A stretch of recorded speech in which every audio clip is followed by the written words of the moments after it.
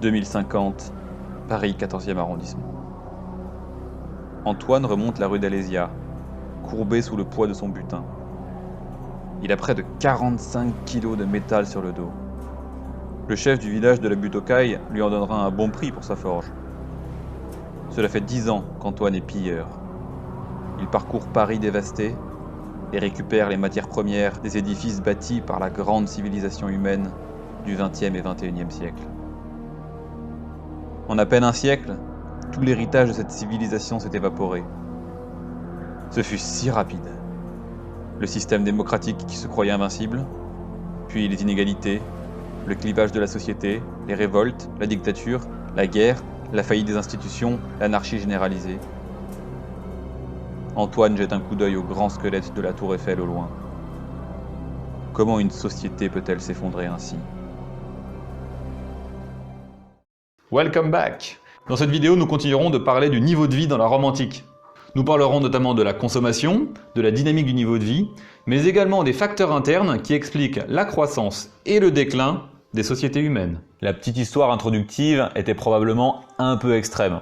Néanmoins, le déclin de l'Empire romain est un superbe exemple que l'on ferait bien d'étudier si on ne veut pas que notre civilisation retourne à l'état sauvage à moyen terme. La consommation. On avait vu dans la dernière vidéo que les Romains gagnaient environ 5 à 6 fois le salaire de subsistance. Du coup, qu'est-ce qu'ils faisaient de tout l'argent qui leur restait une fois qu'ils avaient mangé à leur faim? Déjà, ils mangeaient mieux.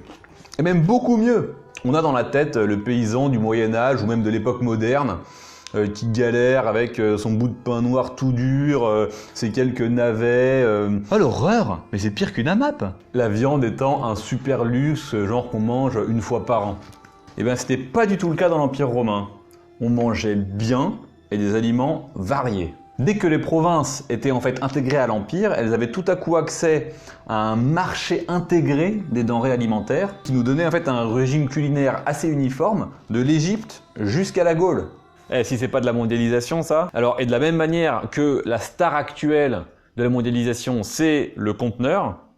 Alors oui, il n'a pas l'air très sexy comme ça, mais c'est quand même grâce à lui que vous avez probablement la moitié des trucs dans votre maison. Eh bien, la star de l'Antiquité, c'était l'amphore, grâce à qui on transportait à peu près tout et n'importe quoi, notamment par bateau. Pour la petite histoire, elle a été remplacée vers le 3e siècle après Jésus-Christ par le tonneau, parce que déjà il tient debout tout seul. Et puis, il est plus facile à s'empiler quand même. Ce régime alimentaire, outre le blé, est basé sur 2 ingrédients hyper caloriques. 1. L'huile d'olive, véritable pilier de l'économie romaine. On le verra d'ailleurs en détail dans la 4e vidéo. 2. Eh ben, le pinard. Eh ouais.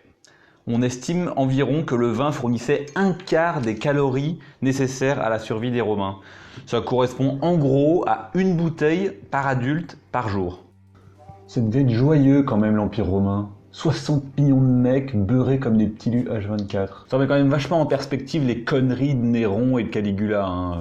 Hé Caius, Caius, viens voir. J'ai une idée. Et si on cramait tout Rome? Allez, on le fait! Allez, on le fait! Alors, les Romains consomment également des fruits, des légumes et de la viande en quantité et pas que pour les riches. Notamment du porc, du poulet et du poisson. Et on importait même à Rome du poivre qui venait d'Inde à un prix acceptable même pour des gens normaux. 28 sesterces la livre! Folie, madame! Non mais ça vous dit rien, mais je vous promets, c'est très acceptable comme prix. Les gens mangeaient donc bien. Enfin, partout se diffusent dans l'Empire romain des objets manufacturés. Des meubles, des artefacts, des lampes à huile, des parfums, des bijoux, des produits cosmétiques. Et ce, même dans les provinces les plus reculées. On a retrouvé en Germania inférieure, c'est-à-dire dans le trou du cul du monde, des vitres en verre. Il faudra attendre le XIIIe siècle pour que les vitres en verre soient à nouveau produites en une certaine quantité en Europe. Voilà, donc il n'y avait pas d'iPhone 6, mais une partie significative de la population pouvait quand même se payer le meilleur de ce qu'offrait la technologie de l'époque. Alors tout ce que je vous raconte là concerne l'Empire à son apogée. Mais regardons un peu la dynamique de ce niveau de vie. Bon, vous vous souvenez de la forme de la courbe de la population qui croissait jusqu'à environ 100 après Jésus-Christ et puis ensuite qui s'effondrait? La courbe du niveau de vie suit à peu près la même trajectoire avec 50 ans de décalage. Alors si on parle en termes de niveau de subsistance, On a en moins 300 des gens qui survivent à peine. Ensuite, un niveau de vie qui double jusqu'en 0, qui double à nouveau jusqu'en 150. Là, on atteint le pic à 5-6 fois la subsistance dont on a parlé. Et puis, les salaires s'effondrent ensuite. En Occident, on revient en 400 à 1 fois la subsistance et environ 2,5 fois la subsistance dans l'Empire romain d'Orient, qu'on appellera par la suite l'Empire byzantin. Ouais, pas mal l'Empire byzantin quand même. Par la suite, en Occident, ce ratio bougera en fait très peu. Il reste en gros de 1,2 pendant à peu près tout le Moyen-Âge. C'est-à-dire qu'un paysan, à la veille de la Révolution française, vivait beaucoup moins bien qu'un Romain à l'apogée de l'Empire, et en plus dans une société hyper inégalitaire, puisqu'on estime que le Gini de la France à la veille de la Révolution française était de 58. Tu m'étonnes qu'ils aient fait la Révolution. Pourquoi un tel cycle ? Pourquoi l'économie romaine a si bien fonctionné au service de ses citoyens, et puis tout à coup, eh ben plus du tout. Pour la période de croissance du niveau de vie, on a en fait 2 facteurs. Le premier, c'est une économie intégrée, ouverte à un marché commun avec de forts effets d'échelle. Spécial dédicace à tous les protectionnistes et constructeurs de murs.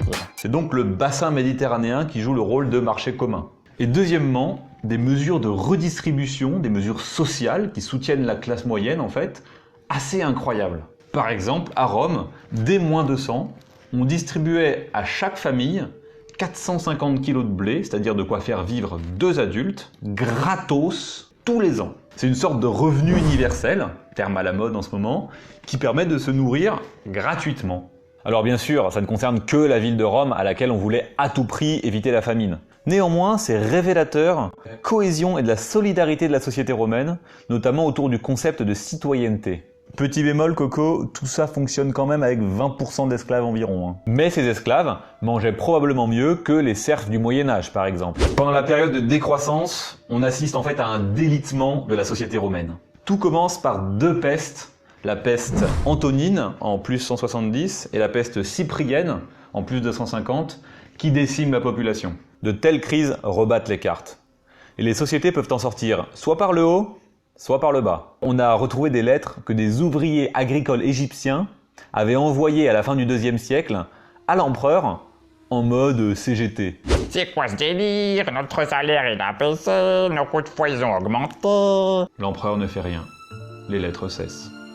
L'Empire romain passe d'une société inclusive, basée sur la citoyenneté, à une société extractive, basée sur l'exploitation des pauvres par les riches propriétaires. Voilà.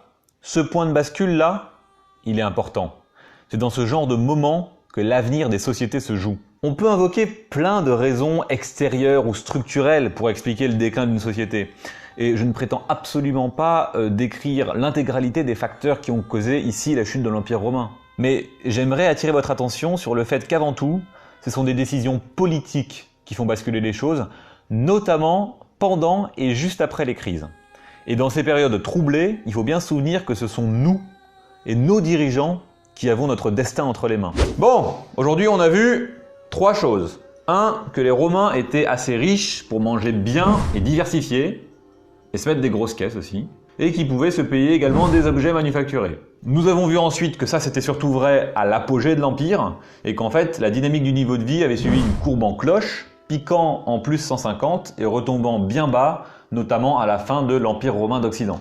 Et enfin, nous avons parlé des facteurs de croissance de ce niveau de vie, le marché commun et la société inclusive, et les facteurs de son déclin, c'est-à-dire le passage à une société prédatrice et extractive au profit d'un petit nombre de riches propriétaires terriens. Nothing is true, everything is permitted, dit le credo des assassins. Et notre génération a tendance un peu à l'oublier. Ça veut dire que rien n'est acquis à notre civilisation, et tous les futurs sont possibles. Et nous en sommes responsables. À bon entendeur, salut.